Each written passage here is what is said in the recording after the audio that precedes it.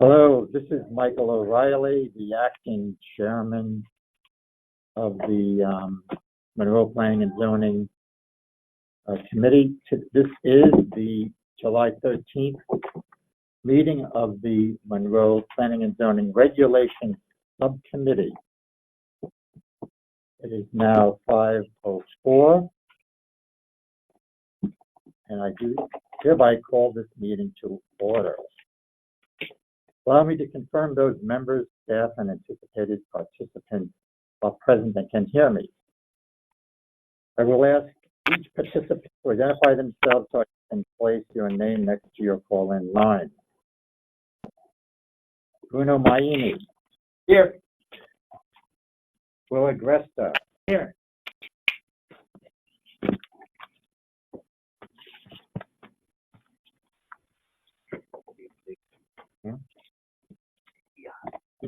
Leon Ambrosi here. And Rick Schultz here. Georgia. Here. And yep, no invited, right? Hey guys, Francisco Gomes, FHI, just joining the call. Had some technical problems, but I'm now on. All right, great.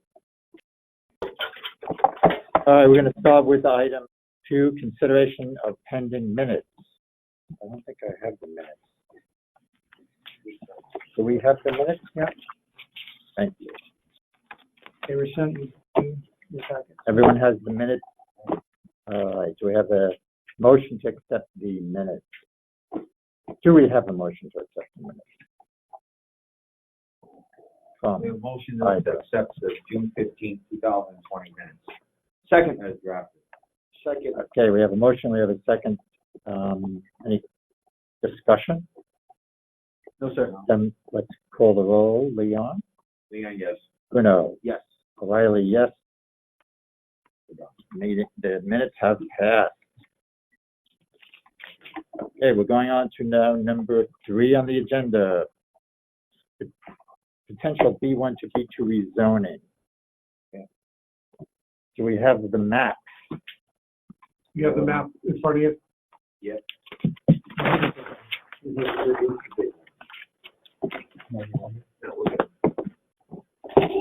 So this was compiled by who? It's our tax map. Mistake on it.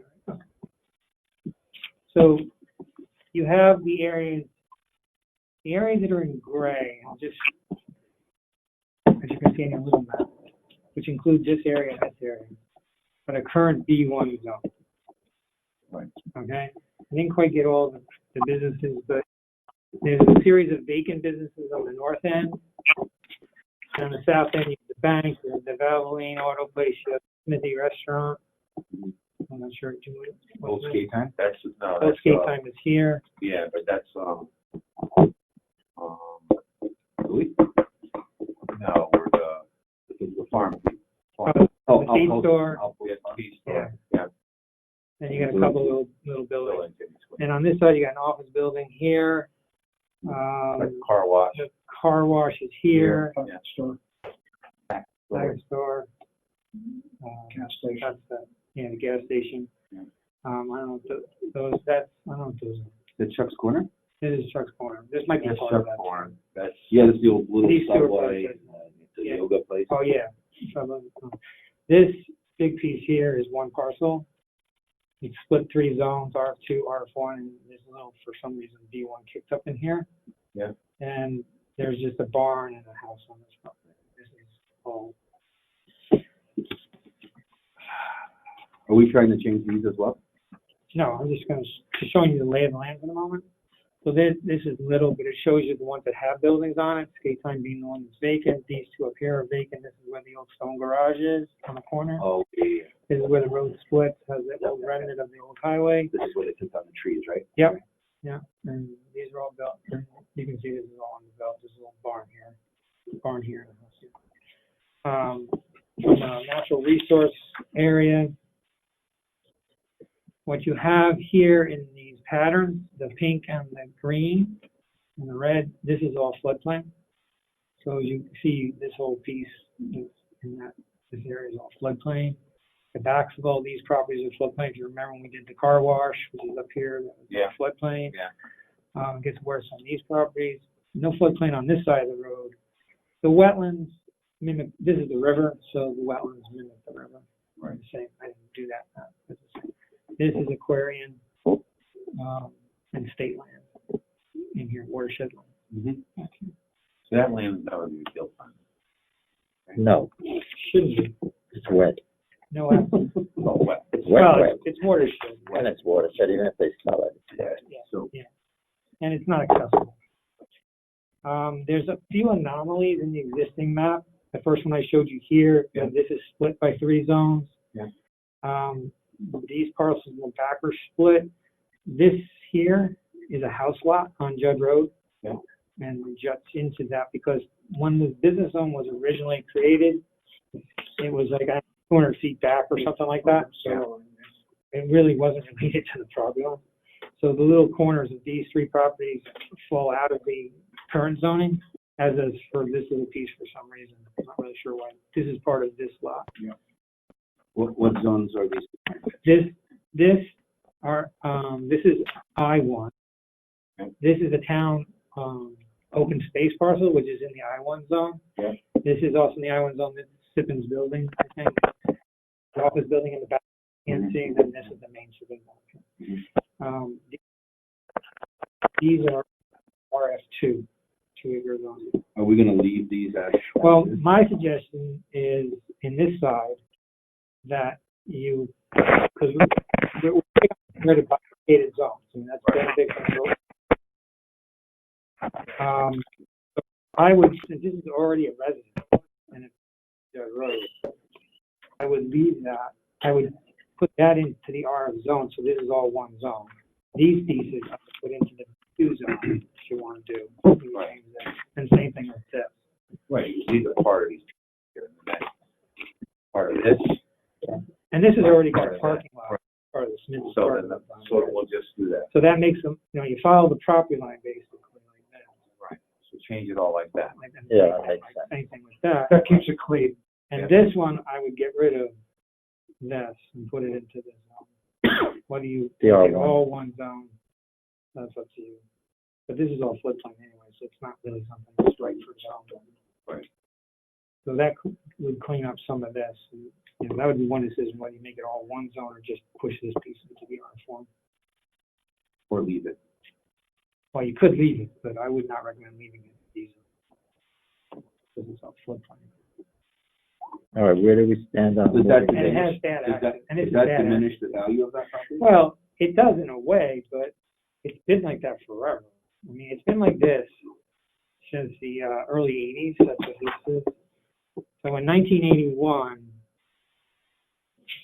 Are these all one parcel? yeah, this is all.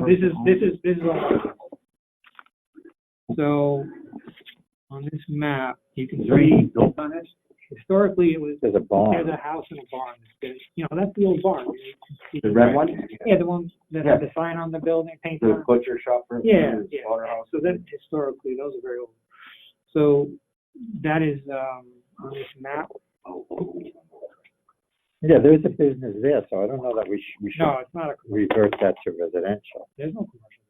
Yeah. It was like, yeah, there's like a barn where he does restoration of antiques. Oh yeah, but that's part of his house. Yeah, it's pretty far away. That's not a store. Well, it's still a business. Yeah, but he's not doing that on that piece. It's your right? call. It's your call, but it's Yeah. not recognized as what you think it is. I would just leave that the way it is. Let it go to B2. Since there's something on it, a business of sorts, and it would devalue property like you mentioned. It's not buildable anyway, is what you're saying. There's a building on it. It's an old barn, probably from the 1800s. So this is not buildable, you said. No, it's not. So even if we turned it on to B2, it wouldn't make no difference, right? Oh, you could. Not really. It does, because someone could come to you. I would leave these low. Let's leave it as a B1. Okay. Yeah, that's fine. Leave it as a B something. I do agree with you here and here. Right, So move we'll those just over. leave it as is. Let like I said. I mean, like that. eventually one day somebody may come to us. That's fine with that one. We can open up those cans of worms. Right. Okay, that's, All right, so where do we stand on moving this along? well, if that's what you want to do, this is, to take the next step is for you. What was the Jordan talking about for setbacks or something? Okay, so, and this is not something that I would, he's recommending that you throw these things into the B2 district, this as well, Residential. his house as well, and that you also go some feet here along this in order to eliminate the residential setback. And what you're doing is you're forcing the residential setback onto the residential zone. And his rationale is because this is state of Connecticut land. Yeah. And this is Aquarian land, this line divides them. And It's then, allowing them to build closer in to the border, yeah, in theory, no one's gonna build it here, you know. just closer to the property line. Right. But we can change the setbacks if we want, right? Individually, yeah. Individually, we can change it per property. No, you better follow property. You can't, no. The variance, they can take variance. But the point is, Yeah, you can can you- follow and not artificially put a zone, another district to obviate a requirement that you set for all other districts. Okay. And we shouldn't be taking, All right, so where do we stand now? so, here's. So you want to put that all in the D2. So in a sense, you're using the neighboring land to satisfy your requirement. Yeah, Will, can you hear me? Yes, it's Dave. Yeah, this is Dave. I'm having some technical issues, but I can hear you. Can you hear me? Yes, we can hear you. Yeah, okay.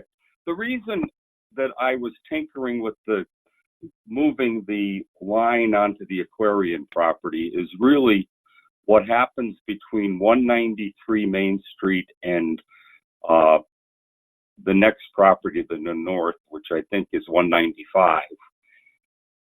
There's a jog in the back of 193, and what happens is that pushes the 30-foot residential setback from residential into the 193 property, and we lose quite a bit of development area because we've got to draw the 30-foot setback not only across the back, but it starts to come about a third of the way down the sideline. So, Bigger property. and you know, I'm not advocating. We wouldn't have to do it along. You know, I showed it running the entire length. And one point to make is that it's not watershed. At that point, the watershed starts further to the west, but it was just to make 193 Main Street more developable. The way I submitted a site plan, I don't know if it's there, I had sent it. It forces us to put an angle in the building, and it really looks kind of funny. I was just trying to clean it up, and that was one way to accomplish it. Not really cleaning it up though, because you still have a jog here. That's the way the property is. That's what I'm saying. It just goes. That's Giving weird. them more room to build. I know, but It's a different, Yeah, that it's a property, difference of 10 feet. That's the difference. but this property could always come to us if they want to do something. And Well, they could also buy this property there too. Well, that's what these two would do. They'll go together. Actually, all three of these will go together. I understand, but they also could come to us You could change that. to change the set, to do something with that at a later date. No? Like what? Could they a variance of some sort? That's not you, but yeah, they could go for that. I know it's not us, but either way, they. We mean it's not us. The zoning board of appeals. No, for you, we could talk about relief from that setback. That'd be the zoning board of appeals, not the planning board. Right. And these are really the only two properties that would be affected. The other properties are all built on, their parking lots basically don't have buffers between there and the residential zone. You know, they've been built right to the back property line. So this is really the only two properties that this happens on. Here's 10 feet. No. The difference of this zone line instead of 20 feet being your setback, it's 30 feet. But it's a residential zone. So we're giving him an extra 10 feet, making it, And because you're buffering the residential zone. So we're losing 10 feet of their. Well, Yeah, not but, shaded connect- shaded connect- but we can't build on Aquarian land anyway. no, It Well, right, it's not aquarium. Kendall. The other thing you could do, there was a concept that David thrown out once of putting in this residential zone an exception for when it was abutting land that where it could be shown as land could be developed, is who you buffer. But then the argument with that is, well, part of the buffer from the part of the zone to the residential land is the people, but it's also the environment. I mean, we get, this is a watershed property up here, right? That's aquarium. It's aquarium, right? Well, this is It's all part, this is aquarium. all, no, this is state of Connecticut owned, but it's all part of the watershed. These two are This is together. really never built. Not that, Not in my lifetime. right. So what were you saying, put in there one? Well, you could consider an exception to the standard. Right now, the standard is a 20-foot setback. What looked like it was an access to the phone? I thought surrounding use it, You gotta- This is state land. We can make this decision, state property. No. So we're just, Yeah, you can- we're zoning it, yeah. You can zone it right now. State doesn't care because they don't need to come to you for anything. So we can allow they're on their property? No.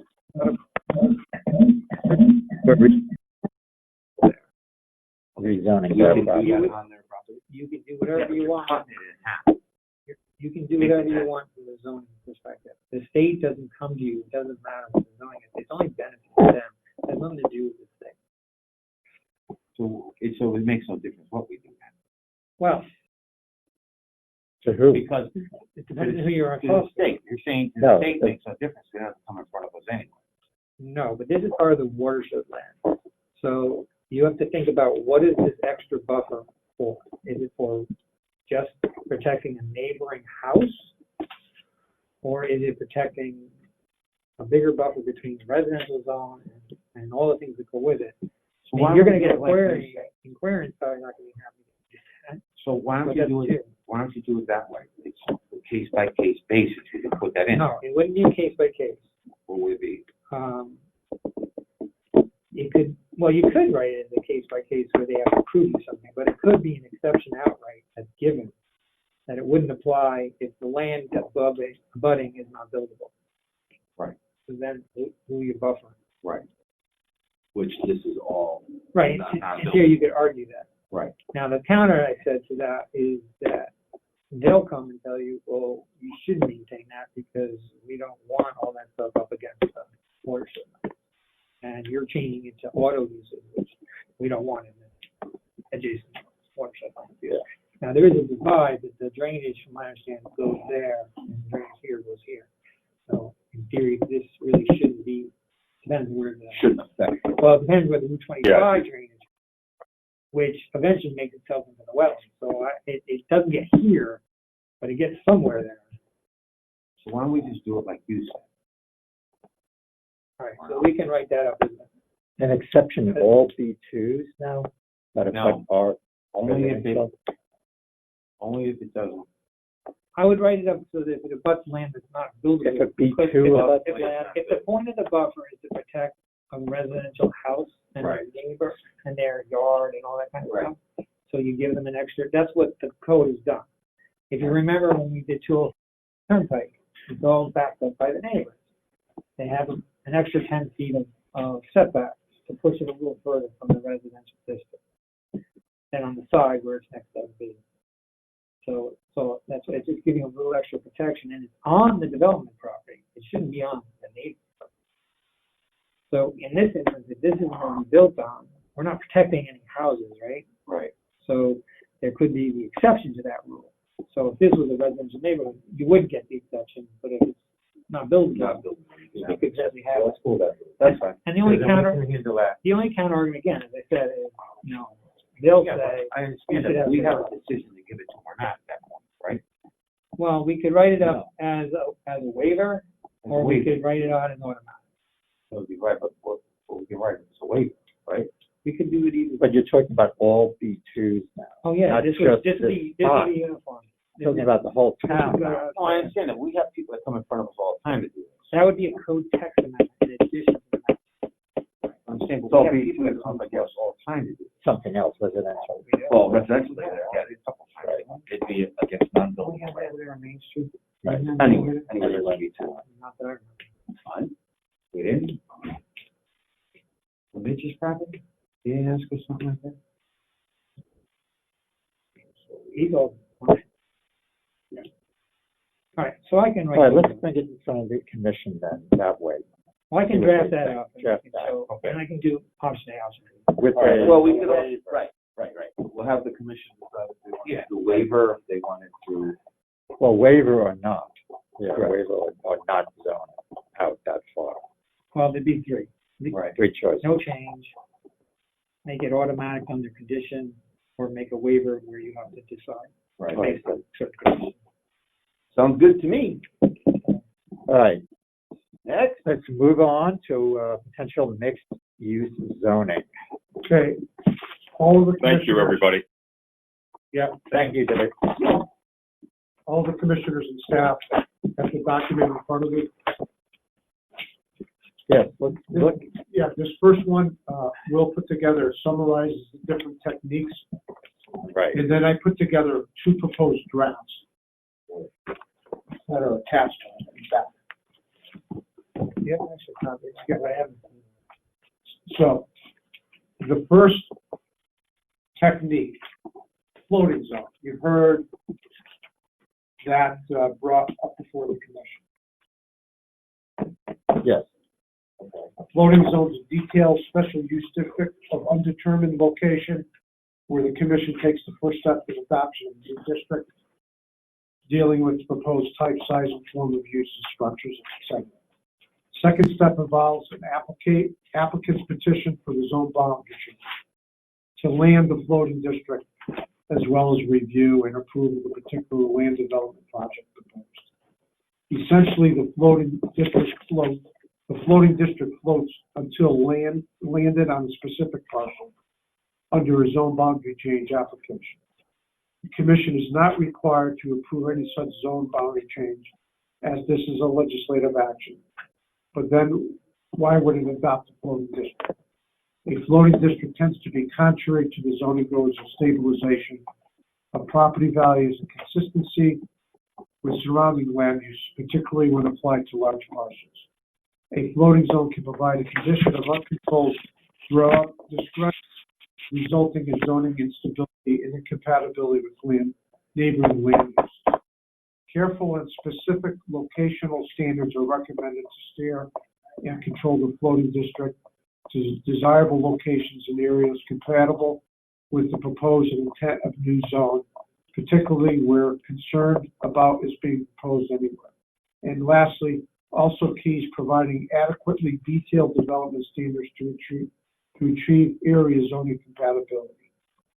Staff is not recommending this technique for what you're proposing to do. Right. Can't Overlay. control where it's going. Yeah. Overlay district, another type of technique. Right. An overlay district is a detailed special district laid over an existing zoning district. So as you look at the map against the wall here, you see the B1s, the B2s, LORs, etc.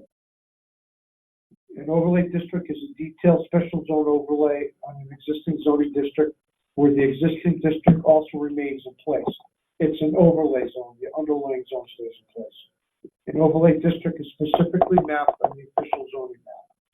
Overlay district is recommended in the 210 POCD, subject to additional study to determine appropriate application and location.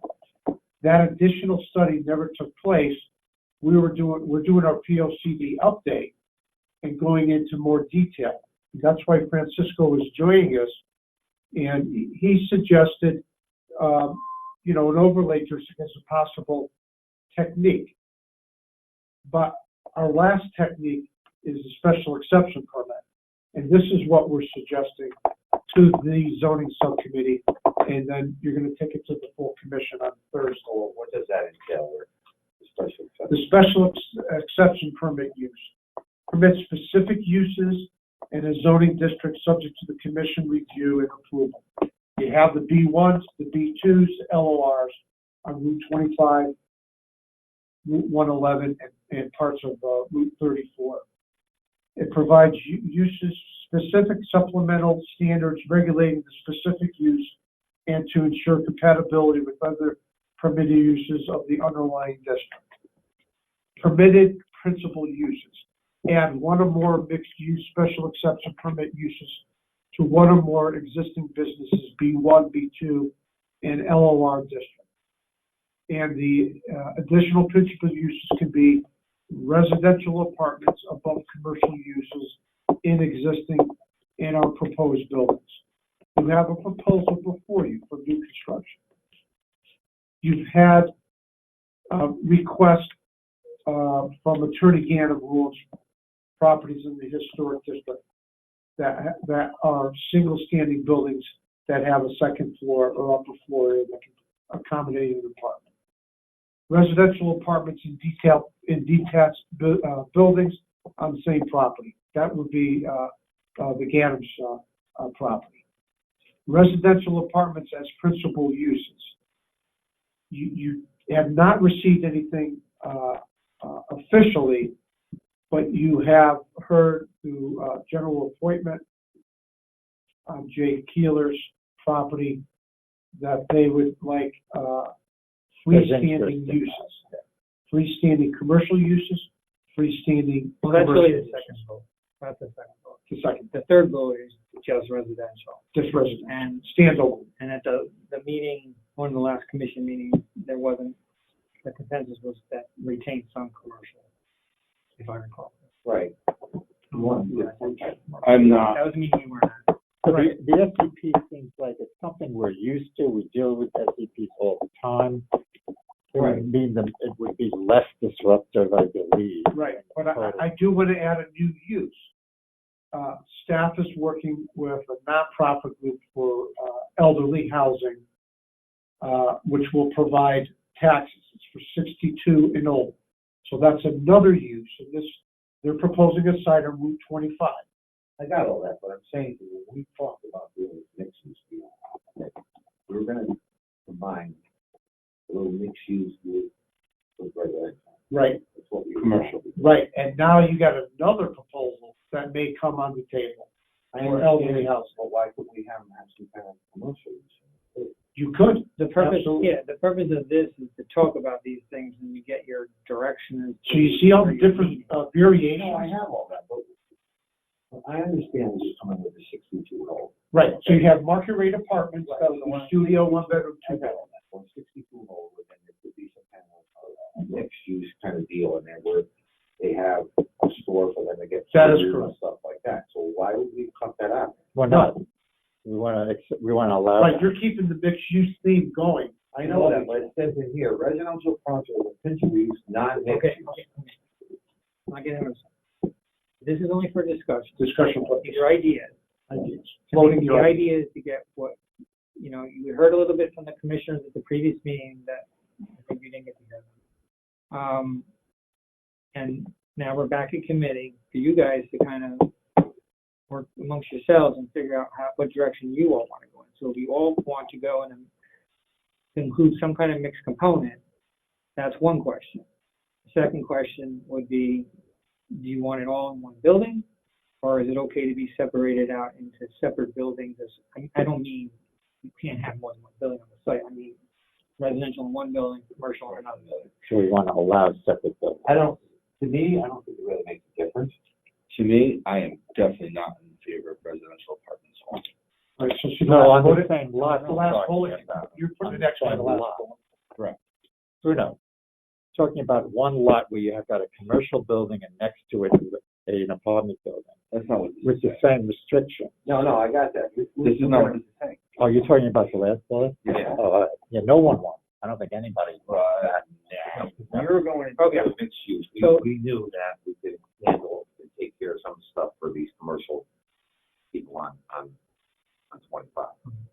So the consensus is there's got to be a mixed-use component. There has to be a mixed use. And so then the second question is, you're good with new construction? Correct. Okay. The third question is, are you okay with the mixed uses being in different buildings? I'm You want okay them with it. all in one building? No, I'm okay It with really makes no difference to me. it. As long as the restrictions are still in place, that's But there's gotta be some kind of. ratio. If there is no mixed use. On the property. On the property. Yeah, I have a question. So when you have separate buildings, the other question, which I don't have an answer for without doing some research, is you can tie them to it into a development plan. But I guess you'd have to tie, I'm assuming you're gonna want the commercial development to get built. You Right. wouldn't want just residential. Right. So there would have to be some kind of ratio of getting, you know, if you build this amount of the residential, you've got to have at least this amount of commercial or something to that effect. It's whatever, if there's a ratio, I think you should keep that ratio built. I'd almost be in favor of having the commercial fully built for residential. Yeah, but I don't think that's what they want to do. I think what I also am telling you how I feel, and I don't know. But I'm saying if somebody came in with a development, like I'm saying to you, somebody came in with development and said, okay, we're going to put mixed use on the bottom, put apartments up top. That's not what I'm talking about. What I'm saying to you, what you're saying is that you want the commercial built first, and then go into. No. I think How do you build the top of a building before the bottom comes in? But again, it's under the scenario, if you have a single building, they're all gonna get built at once. If it's a single building, if it's a single Single building, building is not a question. it's I'm not talking gonna- about two separate buildings. Yeah. So- I don't want someone coming in and saying, I'm doing the residential building first and then the commercial building. What I'm saying is I want the commercial building done first before the residential. Or at least simultaneous. Or together. I'm saying to you, yeah, you can't. Right. That's if they have two separate buildings. So staging requires commercial first. Commercial first Or simultaneous. or simultaneous. Okay, I got it. Are you going to No, go but I through all know the what you're saying. questions? I thought you were saying, well, they have. Well, that's the purpose. All right, good. Yeah. No, No, no. I want you to Then do we that. put it on the No, line. I got it. I want the commercial building in first. I got you. I get that. Yeah, we all I agree think on you're all that. pretty agree. I have one question. What about, residential units on the lower level? That was thrown out. What's your And feeling? commercial above? Well, we didn't get there yet, but that's further down. Oh, it is further down there? Okay. Yeah, because you have a place like Bart Center where the backside is, you could do it there. Behind. Do you First want, floor. Yeah, behind. for uses, we'll get to it. For uses, let's stick with the last one that Rick added, the elderly housing 16 older. You know, we don't want it to be standalone. Do you want to incorporate something like that that might be a separate of its own type of use, even though it's mixed, but it has a little other standards because you're dealing with a different animal that has to have different protections if it's 60 and older, and maybe down the road you'll get some other things that are different. Are you interested in seeing that kind of housing? Do you want to see that? I mean, like have commercial on one corner of a building and then put. No. But I mean, but like even what I'm saying, it's a separate building. Yeah, no, those You have things the won't be commercial different. access. Those things won't be different. Then we don't have a problem with it being on the bottom floor if it's a Okay, separate building. We those- can do- we those- can do some kind of Those ratio, things right? would be relatively the same. What I'm getting at is, right now, we're looking at apartments, so there's sort of like market rate apartments, right? Right. There's no restriction on who. You could do another use, if you're gonna do 62 and older and restricted, it kind of has to have its own use, because there's things, as you remember with the age restricted zone, there's a bunch of standards that go with, and provisions that have to come with that to keep it 62 and older. Right. And you have to adhere to those standards in order to keep it that way. It's a different kind of development, especially when it's a nonprofit and whatever. So do you want us to pursue one of those kinds of uses that would have similar markings of everything else? For 62 and older. Yeah, for 60 and older. Fine. Yes, Yes. we should You pursue. agree with that, Ron? Hey, hey, Francisco, can you hear us?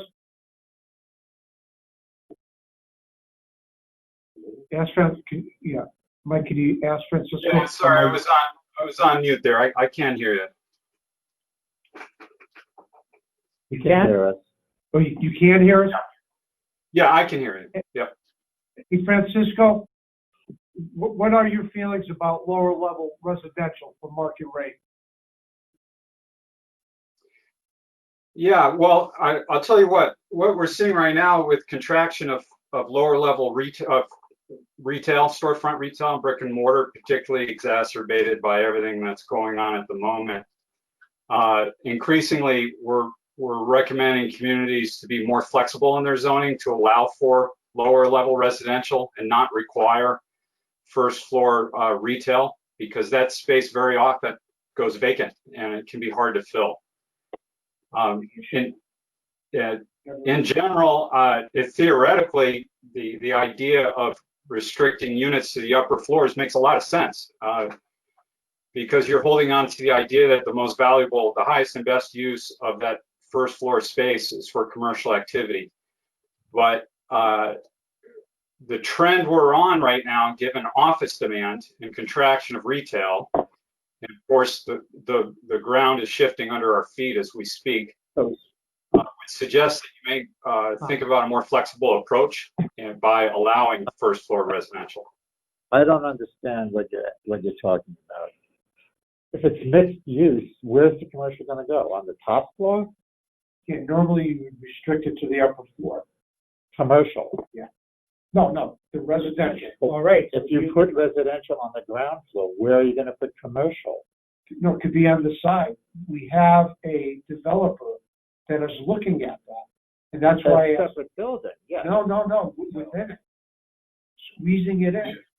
Yeah, you wouldn't have to devote 100% of your first floor footprint to commercial. You could allow some flexibility so that commercial only occupies, the corner part of the building that's most visible to the street or street facing.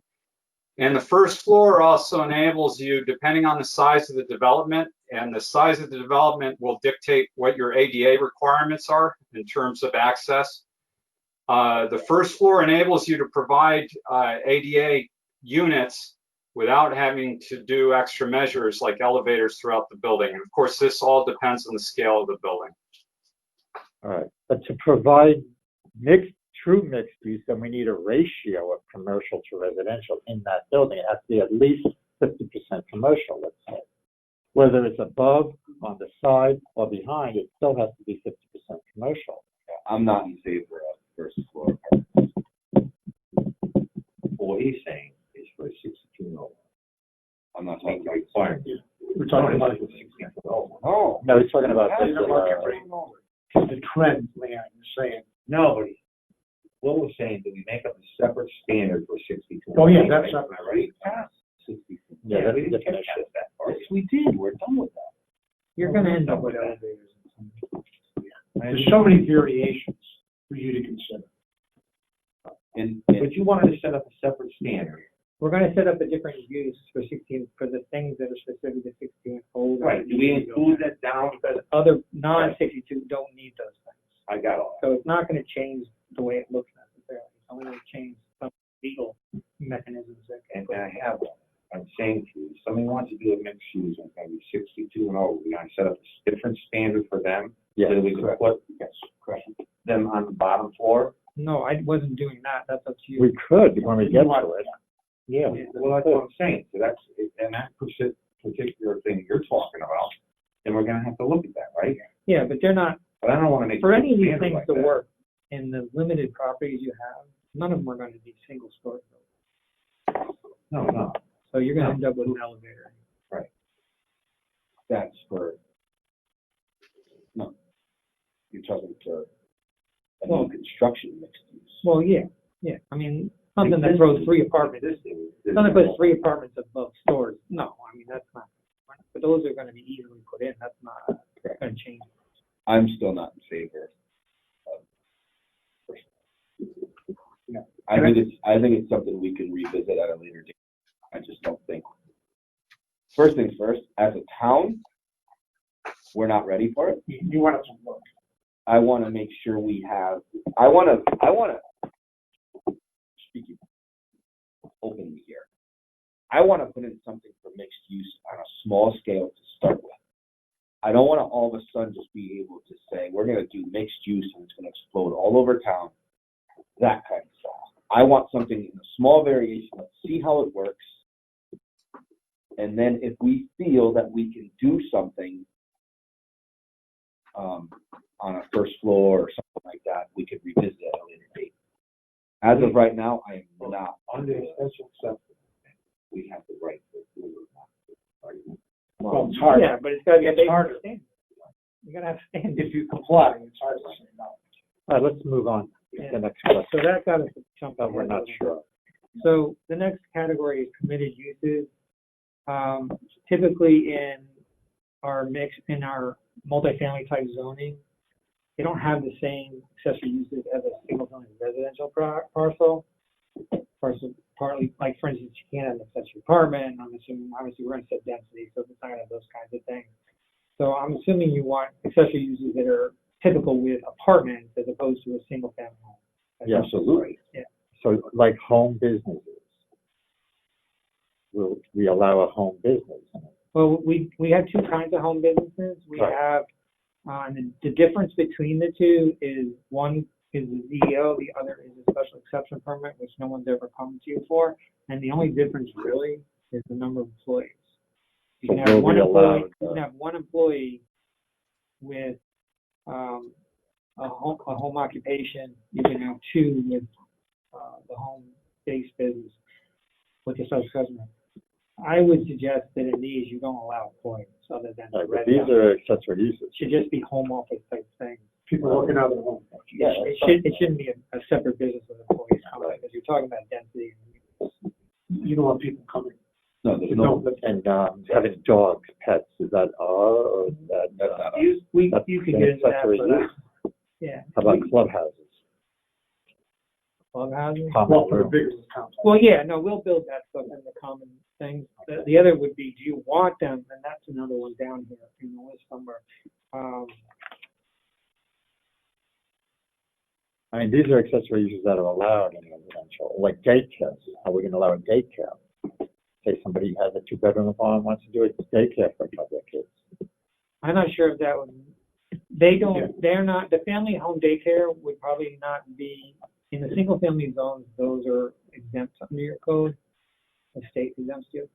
You gotta let I don't know if outside you- play area, it just doesn't work. I don't know if you want that in, You don't. we really don't. You're talking No. 6 kids. These are just apartments. Yeah. So these You are wanna keep it accessory clean. uses that we're not going to allow. well, I just want to get the flavor where I'll write it up, so I think I understand. All right. Okay. So the next is density. This is a biggie. So there's a lot of ways you can calculate density. And the other thing you should look at is, some codes do raw gross acreage. The trouble with gross acreage is if you have, let's say you have a 10-acre plot, right? The 10-acre plot, let's say 7 of those acres are wetlands, right? You really have a 3-acre. So if you use gross acres, you're using 10. So let's say your density was 15 units an acre or 10, that'd be 10 acres, 150 units on 3 acres, not on 10 acres. So you won't have 10. All right, so give us a. That's not such a big deal, I don't think. Or determining, that Yeah. area. I think 150 units. No, because the plot is still going to be. The plot is, the gross density is, but the carrying capacity is there. Right, we have other mechanisms to control it, carrying capacity like septic. I just don't think that, I think density is a big deal, and we have to decide how many Yeah, but units it's gonna per be kept acre. low because of the septic. We have to decide It that. is gonna be kept. How many units per acre do we think is I see appropriate? Will's point. Say you have a parcel that has 8 acres of wetland and 2 acres of dry land. Right. And if you go by, okay, the property's 10 acres and somebody wants to put 100 units on 2 acres. You understand what I'm saying? Yeah, it's more concentrated. It's more Yeah. concentrated. I mean, it is a little self-regulating through the septic, but Yeah. it's not the way we're going to sue. If you guys sue, I would choose it. And it might not matter either. You get sewers. But it does, it's exactly what grows. It concentrates the development, and you may get something that you wouldn't otherwise like either. Right, so So let me throw you out to two request that staff will see. Shall not exceed 50% of the total square footage of the building. So if you got a mixed use, no more than 50%. 50 business, 50 residential. And then we've seen 12 units per gross acre. As a maximum. Yeah. So in the But I one, concur with Will. You shouldn't go to the gross because it's not fair. It really should be net. You need a definition of what you're allowed. Buildable acre then? yeah, You know, you would steep define slopes and wetlands and water courses. I don't know. But we gotta show you a parcel that's 5 acres. That's what a lot of, We gotta show you a parcel Buildable that's 5 acres and the different techniques, you know? yeah. Again, I have towns I've worked with that, No, I even on single family homes. so you're gonna give us these different scenarios? Well, I'm getting your ideas, and then we can put together Yeah. what you think, and if there's options, I And can. then we're gonna work with the health department, Right. you know, to see what they would. I actually agree with the gross acres. I don't think it should be. All right. So That should or should. Should not. Right. I think it should go off buildable, Net buildable area. net. Have a definition of what's good. Now, the other concept of the 50% is an interesting one. You're not really setting the number of units. You're setting, So again, A percentage. Yeah. Just setting a right, so you're getting as much commercial, you're getting as much residential. How many units they get depends on their subject, Septic, that's whether right. they choose the type of unit. I'd rather go that route, percent. percentage. Yeah, I like that too. That's used quite a bit. I'd rather go that. To me, that sounds better. Let's write it down. Because that's directly related to what's buildable. Correct. They can only build what they can build. Correct. Commercial. So then I would prefer if we went to, So we can look at both those, stop throwing your pens. both those as kind of options, Stop throwing your pens. with the lean towards the percentage. Right. Because that's gonna be another discussion. No, I think if you go the 50% route, I think it's safe. It's safe for the town and Okay. it's pretty defined, right? All right, so beyond that, not understanding what, not looking at a few parcels and mapping it out for you, do you have any sense of what density you would want to see? What you think is a lot of density, what's a little density? No, it's hard to figure that. This is where you kind of need to go and look at other places where there is this kind of stuff. Well, I can share that with you. In Shelton, Aspetuck Village, they allow 2.5 units per acre. Sewers are available. So that was a big deal because it's 1 acre zone, just to give you an idea. And a lot of open space. So the whole concept, cluster it in, 2.5 units. Normally you get 1 unit. So you got an extra unit and a half. And more open space. 50% of that 200 acre is open space. Yeah, that's what our multifamily zone is. It's a 70-acre plot. It's 2.5, if you have attached units, it's 2.5 units per acre. And you have to do, I think, a 70-30 split as far as what preserve. But you have to remember that the applicants are looking for 12 to 15 an acre, not 2.5. So there's a big Well, I'm not suggesting that. I'm just telling you. that's gap here still. Well, if you go up to 50%, you know, it's all going to be based on this. And in the end, it is what you all want. So I do suggest we find some of these developments of different scales. Yeah, you You were all- going to give us a list. You look at You them, mentioned that at the last and meeting. you get a sense of, you know, between, there'll be a couple things to look at, the scale and the math. You know, don't get hung up too much on the design, because they may all be different, but the scale and the math is what you're looking at. This is the property, this is what you got, and this is how many units you got. Right, so we're looking at 50%. That's the lean. So Rick, we gotta come up with that list of places. I still feel very comfortable at 50%. I think it answers a lot of questions. Gives the developer flexibility and it's And also good for the town to let it. We don't slow the business. But also good for the town to let it in slowly. So the next category is, There's a lot of townspeople that cry a lot. are the next two bullets, you can kind of, they're the same concept. So one of the requirements that's coming down the pike is that the town has to have an affordable housing plan. It's by 2022. correct. It's also something that we always look at in the master plan. there is this, in my opinion, an arbitrary 10% standard that the state has set. We don't come anywhere close to that. We have 8 affordable units in town. Really? That's it? I think. Not even close. Yeah. So, and Not even the truth of it is, you can never make that mark unless you build a lot of affordable or in your urban center where you could do that. Because if you think about it, even if you require 20%, 30% of the unit, you're building another 70% new units. So you're adding to the total.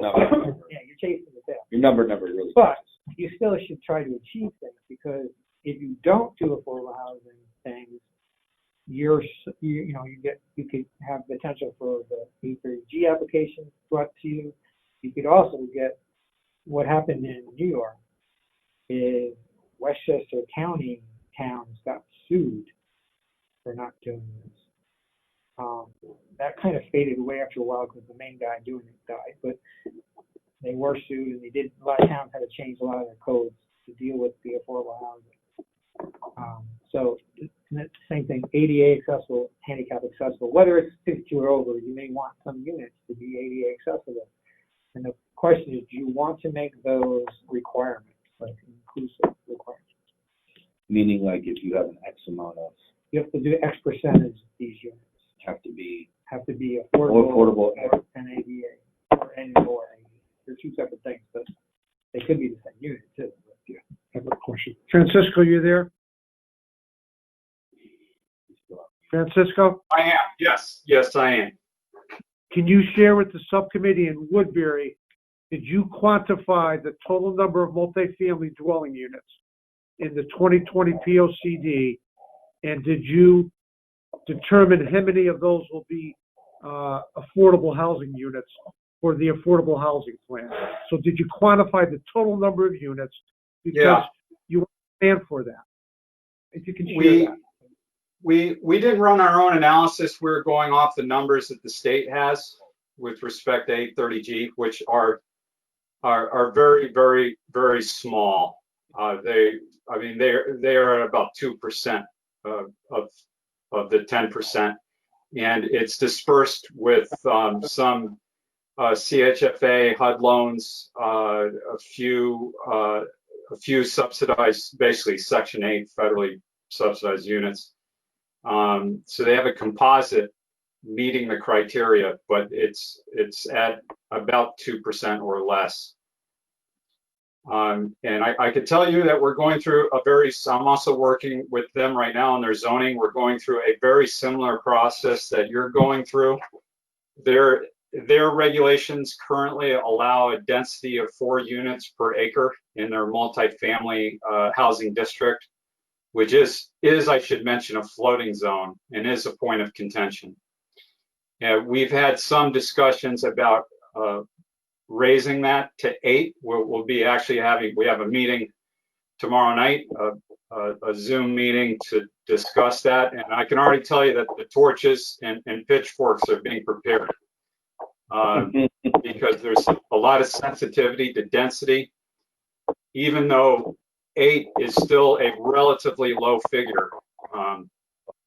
When we take a look across the state at many of the multifamily housing developments that have gone in, whether part of an 830G application or independent of that, the densities range from 45 units per acre in Bloomfield at the Heirloom Flats to 8 units per acre in East Lyme, 17 units per acre in Old Saybrook, 14 units per acre in Essex.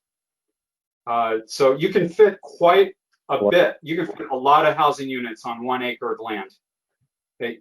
Even if you have a maximum coverage allowance of 50% on 1 acre of land, by the time you count for parking and circulation and the area you need for the dumpster and amenities, you can still fit on 1 acre, you can still fit about 40 units, believe it or not. So the densities can range quite high, and you are in very, very conservative numbers right now. We could do that. Yeah, but Francisco, we couldn't do that here in Monroe. Have 40 units, right? Well, you're limited by wastewater disposal, right? Bloomfield has MDC, and so you have some built-in limitations, right? Your drinking water, wastewater. So you have some checks and balances already in place that are going to restrict the type of density that you can build.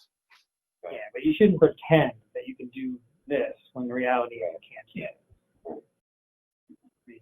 We need to calculate it. Your zoning should relate to your So resources. this What do you goes back to think we could affordable. fit on a 1 acre? I don't know, I have to look at. Depends on the site. Yeah, it does. I mean, the 50% is going to limit it already. I mean, let's look at this. The current septic requirement, Burr Corner was 10 acres. Okay? Mm-hmm. There are 25 units of attached units. In that development. They've maxed out their septic feasibility in relation to the type of permit that they need to get. That doesn't mean they didn't have a little bit more septic capacity. It just would change the permit that they had to go get from the state, which would increase their cost and their level of hurt. So you got 25 units. That's 2.5.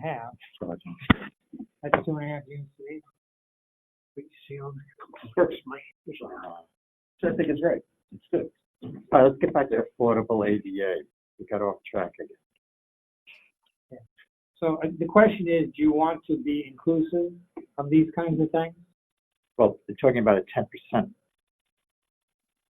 We're talking 2%. Well, the 10% is the threshold the state has arbitrarily created for your housing stock. You're never going to achieve that. So you really would want to, you need to build more than 10% per development if you're going to try and do this. You'll never hit 10%. You literally need to build 70. Yeah, you'll never get. You need literally. You never you're get. not getting. Do you want to put any requirement in there? Well, you got to do an affordable housing plan. Your 2020 PLCD We'll have is that going to in make there. a reference to the forthcoming affordable housing plan. As Francisco is doing it for, Does that apply to apartments now? yeah. So Some of the deed if they're dealership. or Chaffin, or if they're funded by Chaffin. What does deed restricted mean? Means that that's where they go. Goes in the land record. They have to go to affordable housing. They have to go. It's There's a for process. 30 years.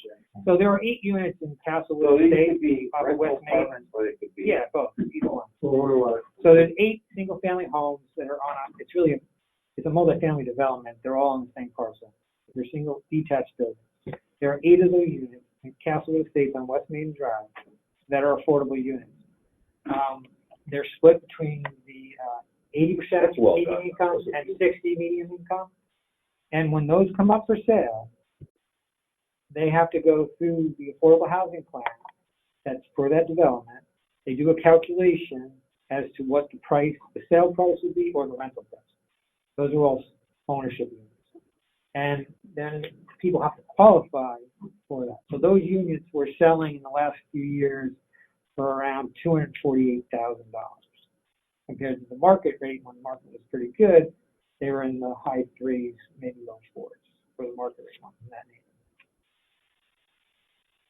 Okay, And so there's then, 8 shall we leave the 32. affordable and ADA until we get the affordable housing plan? well, you got to keep it in the back of your mind. All right. And Francisco's going to remind you when we go through the POCD for the housing component, when we have the public meeting. The reason the mandate is because towns aren't doing it. Yep. So, Well, we don't have to make that decision because this, well, you're at risk no matter what. we're not going to fix it now. This is not going to change it. Well, the thing is, when you, I'm giving my 2 little cents. You can do what you want. I don't know. It's up to you all. When you adopt regulations that put in residential density and you don't look at the affordable housing, that's one more thing someone's going to do. That's not a good look. Yeah, it's not a And Francisco, you can hear us, right? So what kind Yeah. of percentage? Yeah, and I agree with exactly what Will said. I mean, you have to seize these opportunities as you can. The less you do to accommodate flexibility housing and affordable housing in town, the increasingly vulnerable you become to an 830G application, because the town would have demonstrated absolutely no intent to accommodate affordable housing. And it'll be very favorable to an applicant in court to push through an 830G housing application and completely override the Planning and Zoning Commission and your zoning regulations. So by making some progress, even if you're never going to get to that 10%, by making some sincere progress towards accommodating additional housing and affordable housing, you're really demonstrating good intent in that direction. So like, And again, 50% would be a bad idea. yeah, that's too much. It'd be in the 10 to 30% range. All right. So again, you gotta remember, what is your target for these apartments? I mean, if you're trying to make this for the people moving out of their houses to stay in town, and for your kids to stay here, to get their foot in the hole, you know, they need it to be affordable in some ways too. And affordable doesn't mean low-income housing. No, it means your income based on the statistical area. And I gave you the example. And it's high. Of It's that. very high. Okay, single-family home's a bigger thing than an apartment. Sure. But they're $248,000. You know, they weren't cheap. I mean, All right, put something in there. Okay. anything on ADA? Vote. Well, Something in there.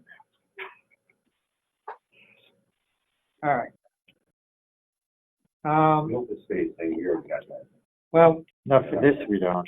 we don't if you add, see, what we did recently with the open space and the open space fee was we added to all the zones, but that's when you're subdividing.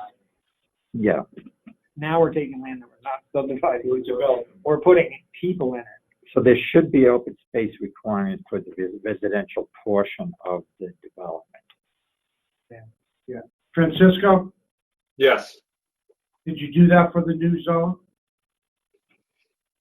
How did you deal with open space? Well, we have a coverage maximum that basically implies that anything not built out remains as open space. So we don't have a specific open space requirement, but the coverage is limited to 50%. So you didn't address issues of increased residents, putting increased demand on parks and rec. No impact assessments, basically, no. Yeah. And one of the reasons being is because Woodbury's population is shrinking. So right now they have excess capacity with respect to their services, including schools. So at best, any development right now is going to stem the flow of loss. So they're not in a scenario, despite perception in some people's fears, where they're gonna outgrow their facilities. All right. Well, that is mostly parks. But, all right, so we can revisit that someday if we need to. Bulk standard. Okay, lot area and bulk standards. So we now have. Do we want to do anything with those standards because we do this? And my gut is probably not. I would leave them the Just same. leave it the way it is. It's more simple. Yeah. Because it's already built in for LOR, we want to be Yeah. chilled. I got to bring to your attention the height. The height is another Well, story. We'll get to that. That's Yeah. that's another. That's Yeah. That's not- somewhere. well, I thought you had on the book standards. no. Well, How did we change that?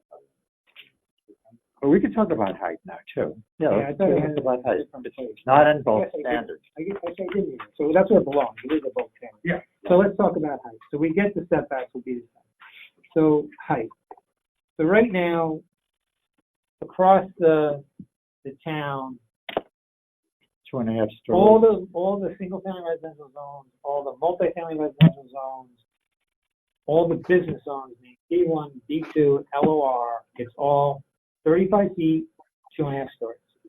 It isn't until you get into the industrial zones where you have increased height, Right. increased stories. And if you remember last year or so, we even increased that in the industrial zones with the silos Right. and the height for buildings with bigger setback or whatever.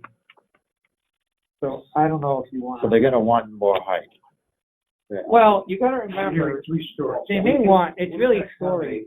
Can't we have the fire department can accommodate the whole height? That's the ladder truck. Yeah, you're about 35 That's feet. what we did when we increased it down there. So there's two parameters. There's height and there's stories. Height usually is not as a big a deal to achieve because most things are lower than maximum heights. Most commercial buildings that are probably 2 stories are more like 30 feet.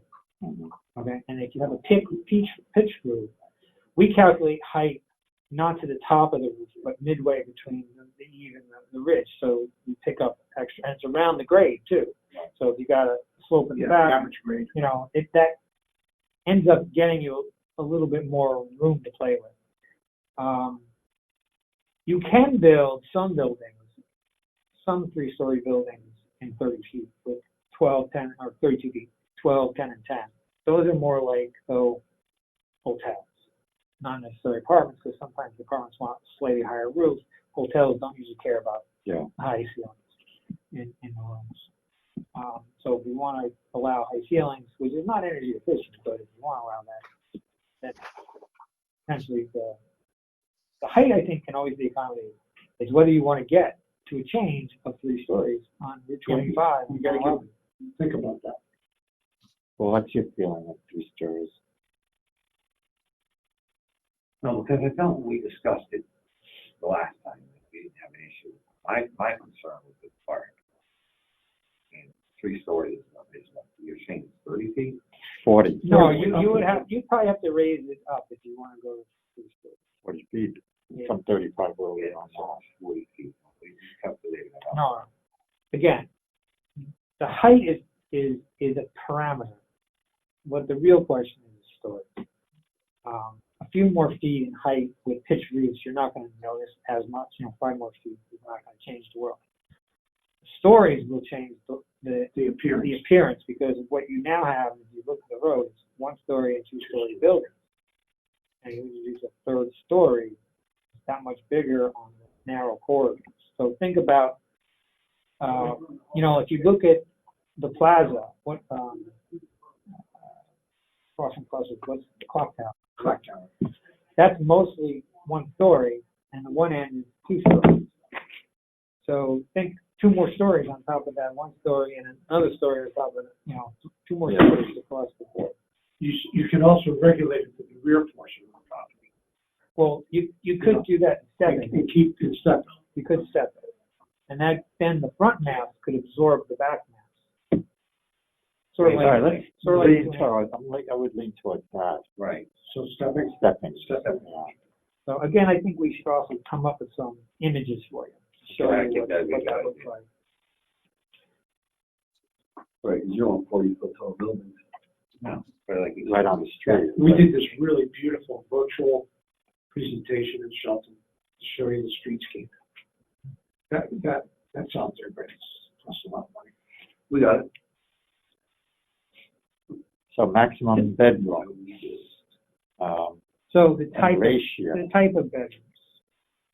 So I'm assuming you want these apartments, which is typical with apartments, is 2 bedrooms and less. Yeah, studio 1 and 2 bedrooms. Because once you hit into 3, it changes. No, we're not going. It No, changes the count. No. It changes. I'm actually in favor of not even having 2 bedrooms. Well, the thing is, we can regulate the 2 bedrooms to 10% or 20% of the total count of the room. I love that idea.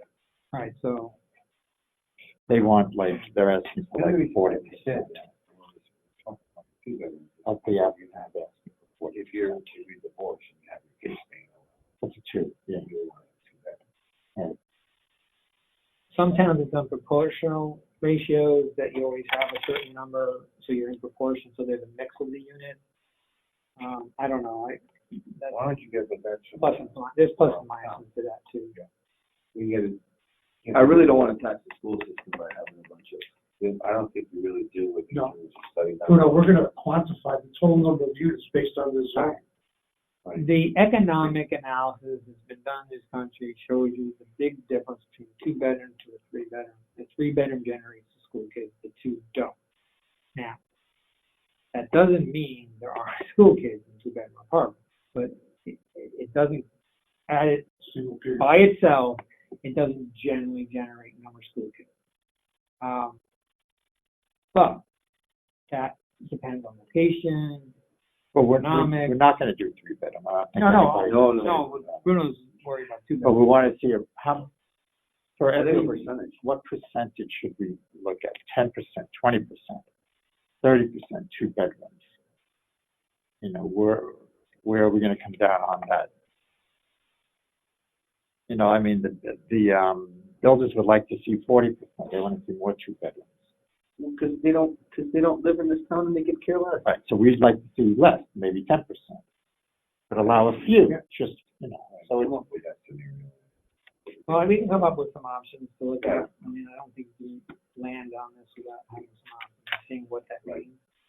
Because in some scenarios, all two bedrooms are not a bad thing. Again, it depends on what it is. Right. All right, so we're going to look at some ratio.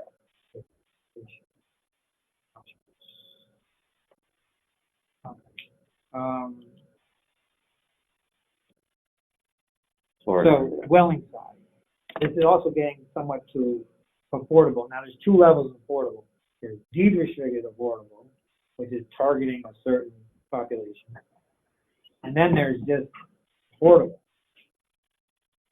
And obviously, as the unit gets bigger, it gets more expensive. Talking about square footage. Yeah, square foot. So if you're, again, trying to, depending on who you think you're attracting into these units, you have to think about what these things are either going to rent for or cost of their condos. And you can't regulate price. The market's going to regulate price. The only thing you can regulate is size. So the smaller, the more affordable. Typically. Typically, yeah. A 2,500 square foot apartment is not going to be too affordable for who we're thinking of here. We're not Manhattan. Bigger than my house, isn't it? Yeah. So, I mean, And the surrounding towns, Well, how do I get in? the surrounding towns, max it out at 1,200. 1,200. All right, so we should look at. So we can look at those and give you some options. That's right. Again, Lay all that out. Because then, you go bigger than 1,200, you can start cheating. All right, well, let's talk. I wouldn't Let's make it put it bigger in. than 1,000. yeah, that's usually 900. All right, so we can look at Maximum. options.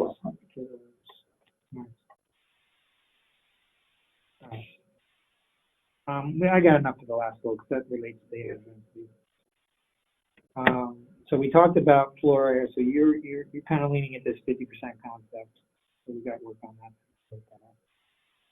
All right, compatible commercial uses.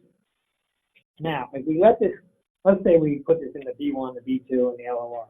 Okay, so the gamut of uses in those zones would be everything from a typical retail store, a little office, service business like a nail salon, a restaurant, but also then you get into some things like car wash, gas station.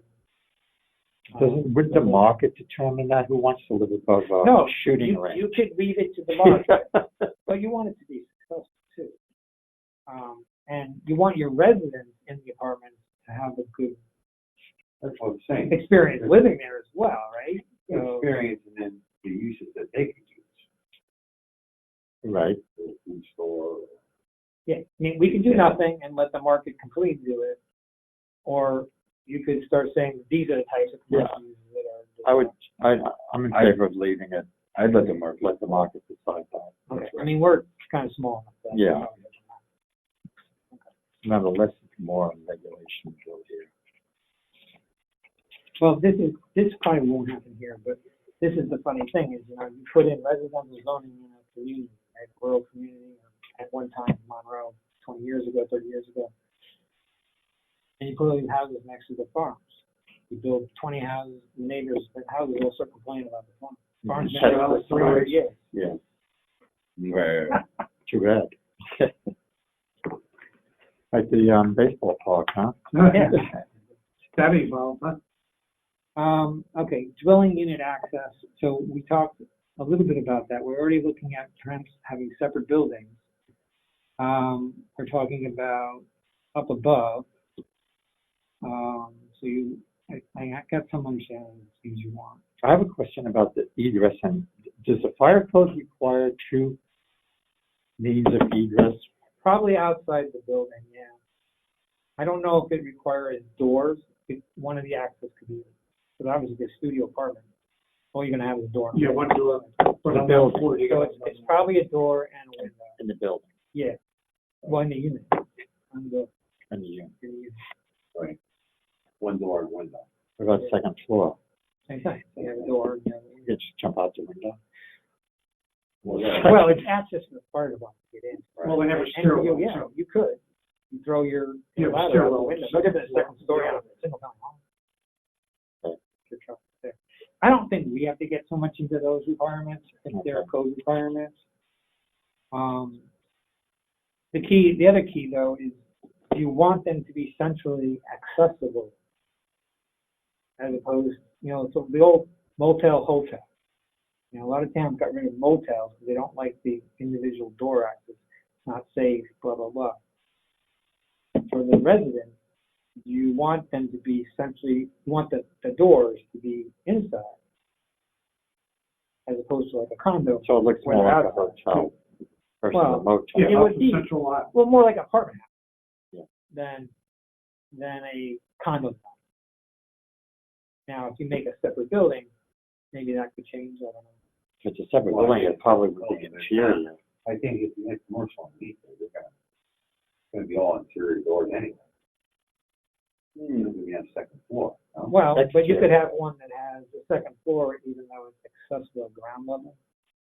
So there's something Yeah, back. because if you go up to that one in Newtown, like by, Yeah. by Tractor Supply, up on that hill over there, you can see everybody's door, and you can see Well, doors. that was built as a retail development, Right, and they got and moved changed it's to got changed to condo. for apartments. So I would favor central interior, So again, we can look at that and have. especially in a Yeah, I freestanding think building. We can create some options. Yeah. That's a tough one. Right? 'Cause you could have, Yeah. that's tough. I don't know where I stand on that one, to be honest with you. In the small ones, what they do is you'll usually have a door on the ground floor, goes upstairs. Up a ladder, up a Yeah, staircase. it goes up staircase, and those departments are upstairs. Or there's a landing that goes along and each person has a door on the landing. Well, that's what I'm saying. Do you want the That's contract? common, in the back especially. Well, in the back, that's not access. If you give people a deck on the back, that's not No, a access. common corridor. Yeah, like the motel. Yeah. So you want the motel look, or the hotel look. But that would be on the inside of the mansion, in the middle. No, what On the back what- side of the building. What he's saying is a landing is in a sense sort of like Landing. in Florida. You go up, Right. you got a landing, you got a common Yeah. deck. Sidewalk, an elevated sidewalk. Yeah, you got it open to the air, but the access, it's like a motel, like a sort of motel. That's Door- very door. common in condos. In what? Very common, Florida, California, to have that situation. Yeah. Yeah. It's less common. Yeah. I mean, most apartment buildings are essentially interior because of safety. So those doors, like motel, I can give you a story. Hotel. Towns have gotten away from motels because they're not safe. You don't control. People don't want to stay there, especially women don't want to stay there. Again, that's not the same thing as a deck out the back. You can have No, private deck is different. private space. All right.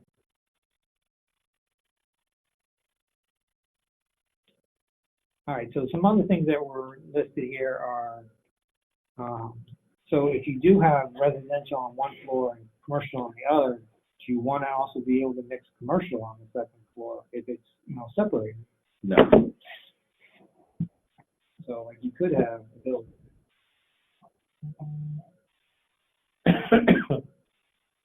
Where this is commercial, this is commercial, this is residential, and the apartment. Mm. Here's on the back side. And this could relate to this. Mm. in some- Are you up and down here, or is that third side? This is Up and down. Yeah, it's a vertical. I like to keep them separate. That's allowing the market to determine. And that's Because all. what that does is if someone does want to build out some office space, they can still do that. I'm still in favor of keeping them separate. No, I'm suggesting this is separate. No, I'm So- suggesting separate. No, I know.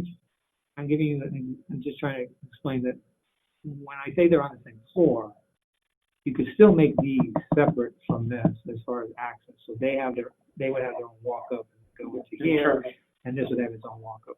I know, but I'm still in favor of keeping everything on. That's just me though. I mean, you guys can chime in. Have an opinion on that. Thanks, Mike. That was awesome. The only reason I'm with you if you want. the only reason I suggest that is again, if you're looking for not knowing how this is going to work, it adds flexibility to let. More commercial in. Yeah, I mean, you don't want to also lose commercial if you don't have. Well, that's true, because if we're not gonna allow them on the first floor, because residential on the first floor, but we do allow commercial on the second floor, it does give you the ability to grow your commercial office space. Expand your Yeah, I mean, as long as they're separated from an access point of view, so people are safe and, you Yeah, it know. wouldn't be like for retail. It's not like. I guess the more I think about it. I don't think it really makes a difference. I think there's less downside on that. All right. Maybe, I agree with you. Maybe. I don't think you can have retail office space. Yeah, no, retail. Yeah, you're not gonna. Nobody belongs. It's not like you have a second floor liquor store. Yeah, you're not gonna. Nobody's all. Yeah, drop me that case of Heineken. No, but you could have a restaurant that goes up to the second floor. It's all in Toronto. It's all one. Right. Same thing with a retail store. You could have the second floor. Because again, if you're taking away some commercial development by putting residential, you're kind of cutting away what the future may hold that we don't know. I mean, yeah, it may not change. It may still go down. Or No, the world might change. The more I or think whatever. about it, the better it's starting to. Garages. You want them to include garages, not include garages, and if they do have garages, I assume you want them in the back, not visible. You don't want to see the garage doors. They can include garages and the back. No, they're gonna have to be in the back. That's gotta be kind of stupid. But I don't think they'd even want them. It depends on the size of the building. I don't. Not think going to they're give you a garage. Unless it's really some high-end thing and then. Well, if you took Pondview, 127, behind Dunkin' Donuts, How many big acres is property, Yeah. 20? I think it's more than that. But that's What I'm saying, so then at this parcel here. we won't allow them in front. So this is a 1 acre parcel. Yeah. More than 20. Good. So those type units, if they're in a separate building, They could have, would probably have garages. but then they could have them There's in the nothing back because you can't even see that. Yeah, anyway. the point is the visibility, not necessarily Oh. having them Yeah, as long as they're in the back. back out of sight. Out of sight, out of mind. Right, Leon?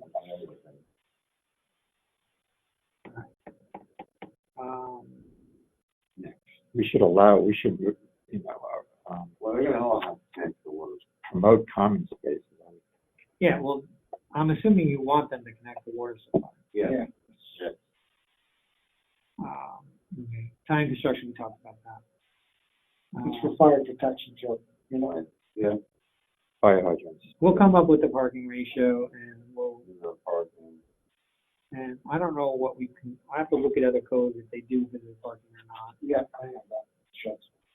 I'm assuming location of parking, we're just gonna leave it the way the code is, as far as where it is. Do you want to require that some of the parking be reserved for the residential? Oh, yeah, you're gonna have to do that. Yeah, you're gonna have to reserve plus for residential business, you don't. Then these people are gonna be. Could be a shit show. Place to park.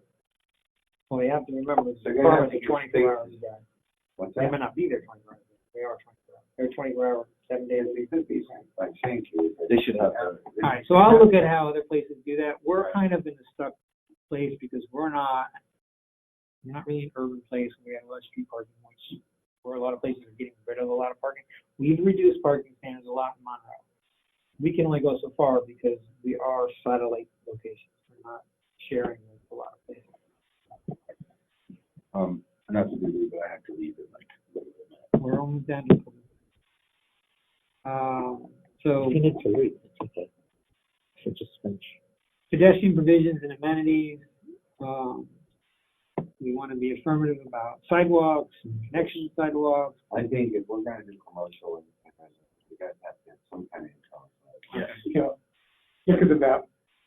Yes. It's called sidewalks. Do we want some kind of green space on the site where the people could go? And Well, that ties in with the open space, which we should. Saying. Yeah. Yes. But I mean, I don't mean just vacant green space. I mean, No, make something where. like a Yeah, civic place. Right. because we gotta have Walk, residents, they may wanna walk yeah, out there. walk paths. Right. Okay, I can. Refuse and recycling. I'm assuming you want some facilities. They should coordinate between the two. Yeah. Then if you have separate unit buildings, they can have separate. Like, okay, so that's good. That was All right, I just drafted regs to look at, all right? What we went through is what was needed. Okay, that's awesome. That was it then, right? Yeah, It was really good. Okay. This is what we needed. I hope. Okay, then it looks like, Did you wanna, is there any other new business? no, I did receive a correspondence, but that's gonna be read, Thursday. Okay. Correspondence from, Hans on behalf of Mitch, Diaso regarding mixed use.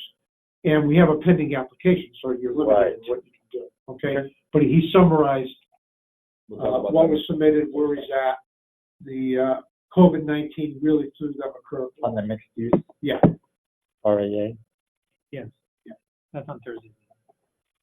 All right, if there is no other there's no other business, so I entertain a motion for adjournment. Motion to adjourn the meeting? All right, a motion and a second. The meeting is hereby adjourned at 6:30 p.m. Nice. And thank you guys for coming. Thanks, Georgia. Stop recording. Thank you, Georgia. Good night, guys. I'm going.